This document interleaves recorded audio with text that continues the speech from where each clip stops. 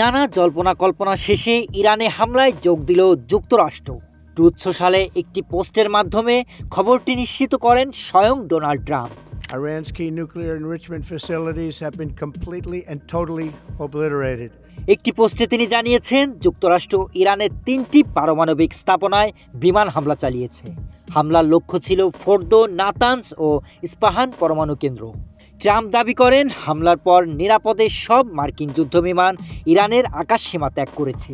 তার কিছুক্ষণ পর আরেকটি পোস্টে জানান, ফোর্দো ইজ গন, যার বাংলা অর্থ দাঁড়ায় ফোর্দো শেষ।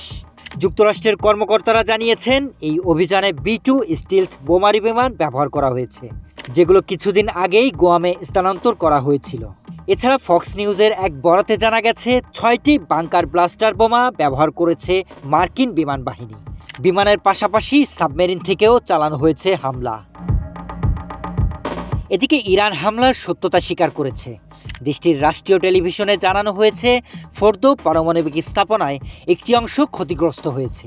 এছাড়া ইরানের দাবি, 3টি পারমাণবিক কেন্দ্র আগেই খালি করা হয়েছিল, যার ফলে বড় ধরনের ক্ষয়ক্ষতি হয়নি। এ ঘটনায় যুক্তরাষ্ট্রে চলছে তীব্র রাজনৈতিক প্রতিক্রিয়া।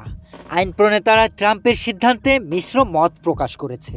অন্যদিকে ইরানের রাষ্ট্রীয় টেলিভিশনে সরাসরি ঘোষণা এসেছে, এই অঞ্চলের প্রতিটি মার্কিন নাগরিক ও সামরিক স্থাপনা এখন ইরানের বৈধ লক্ষ্যবস্তু।